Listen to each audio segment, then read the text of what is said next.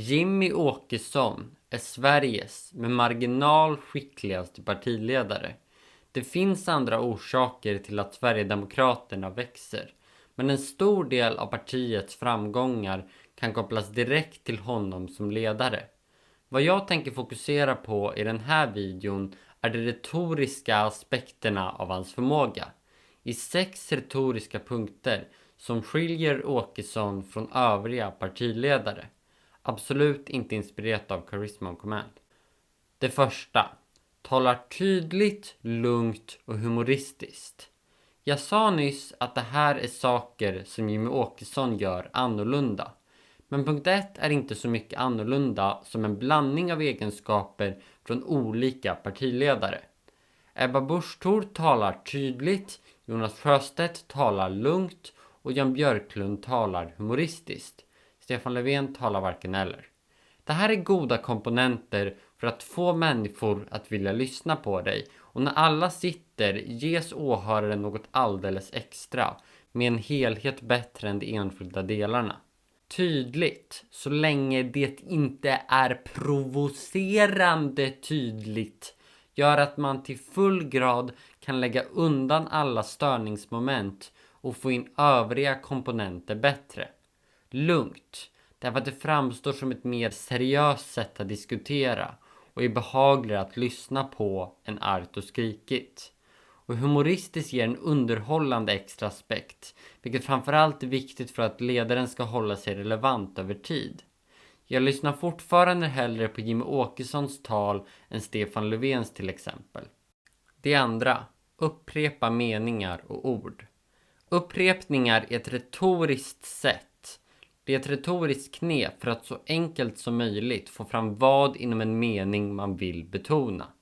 Ett klockrent exempel kommer från Järvaveckan, där Åkesson i ett tal på drygt 20 minuter valt att använda det specifika ordet Sverige 33 gånger och svenska 24 gånger utöver det. Den här meningen får stå som exempel för hur man inte ska göra. Nu har vi i Sverige, och vi ska ha i Sverige, religionsfrihet. Med det är inte sagt att talet var dåligt. Det där var i stort sett den enda upprepningen som inte kändes naturlig eller gav effekt. Om vi nu tar 2 andra meningar från samma tal kan vi se min allmänna poäng. Sverige har alltid haft invandring. Och Sverige kommer alltid att ha invandring. Och även när jag och Sverigedemokraterna får bestämma så kommer vi att ha invandring till Sverige. Och ingen ska behöva förminskas och gömmas undan i ett klädesplagg om man inte själv vill. Jag slänger även in ett tredje citat för att visa på en tredje typ. När du pratar om lärarbrist, alltså det är inte bara i skolan som vi har brist på personal. Vi har ju brist på personal i hela välfärden. Det här visar på en flexibilitet i hur man kan använda upprepningar och en effektivitet i hur det när det används rätt kan få fram meningens budskap. Exempel 1 står för meningar där flera ord upprepas och det görs ofta och så även här för att se likheter och skillnader inom meningen.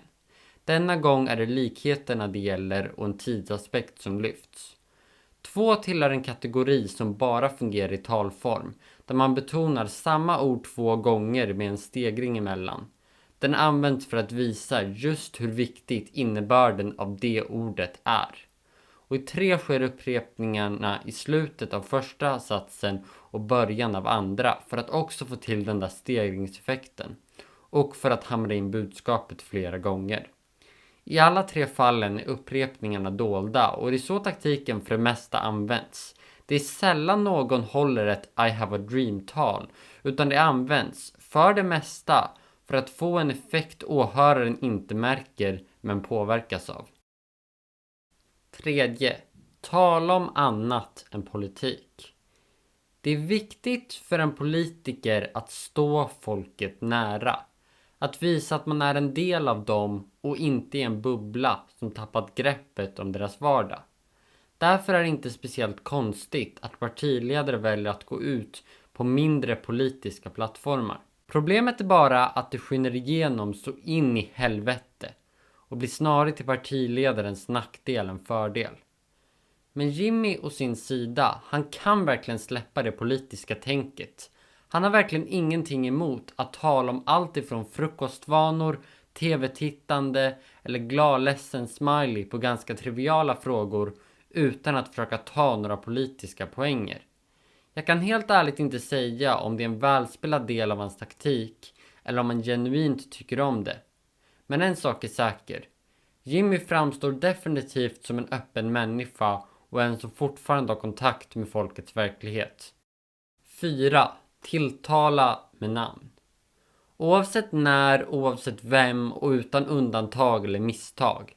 Jimmy Åkesson använder i stort sett alltid både för- och efternamn när han tilltalar någon.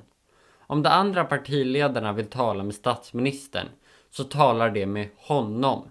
Det du inte förstår eller det ni inte förstår. Statsministern blir andra person till dem i debatten. Jimmy Åkesson väljer istället att tala i tredje person som åskådare även om det nu står i samma debattsal. Om vi tar samma mening. Där skulle Åkesson säga det Stefan Löfven inte förstår eller det statsministern inte förstår. Det här låter inte speciellt naturligt och helt ärligt låter det inte särskilt naturligt när Jimmy säger det heller. Men vad det ger ett ökat spelrum i att kunna skapa känslor.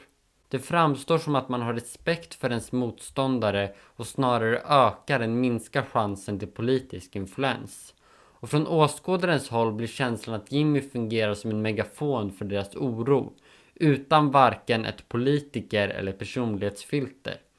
Men det bygger även själva påståendena mer slagkraftiga. Ansvaret läggs inte bara på du där borta, utan det läggs sakligt och punktligt på de ansvariga individer han riktar sig till. Åt andra hållet är det svårare att bemöta saklig kritik än personlig. Den blandningen av att framstå som mer sympatisk, artig och för folket samtidigt som argumenten blir starkare och snudd på aggressivare är en grym kombination som inte annars är lätt att skapa. 5. Utgår ifrån frågan. Alla partiledare har under de senaste 4-5 åren varit värdelösa på att besvara frågor. Men vad Jimmy Åkesson gör är att han alltid tar avstamp i frågan. Där den andres fråga slutar, där börjar Jimmys svar. Sen kan han spåra ut efter att ha adresserat frågan, men han går aldrig över till sina egna poänger innan han har gett något form av svar. Fördelarna här är inte så mycket vad det gör som vad det inte gör. För abrupta brytningar och frågor som besvaras med motfrågor dels tar bort 90% av slagkraften i frågan. Men det är det minsta av problemen. För en fråga ger ofta en del av sanningen. Och adresserar man inte frågan låter man den delen av sanningen bestämma. Och eftersom den delen sällan är den positiva delen lämnas gigantiska luckor som folket inte får svar på en efter en. Vilket gör det svårare och svårare att hålla partiet trovärdigt. Och slutligen den 6. Sparsam med att tala.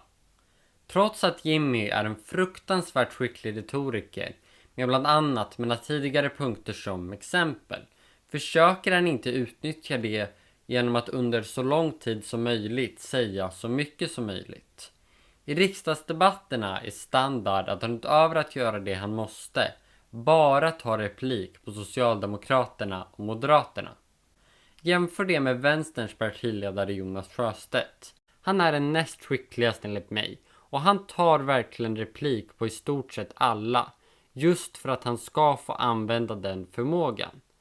Och det undviker Jimmy eftersom han förstår att bygga upp ett parti är en långsiktig process. Förstår att ett fåtal riktigt bra ögonblick är bättre än många ganska bra. För med den sparsamheten följer att svenska folket inte tröttnar på honom. Efterfrågan rasar till skyarna men utbudet stannar lågt. Jimmy Åkesson är intelligent i hur han använder sin förmåga. Så det var listan. Dela gärna om du tyckte om den. Ge mig gärna en kommentar på vad du tyckte om den. Så ses vi förhoppningsvis snart igen.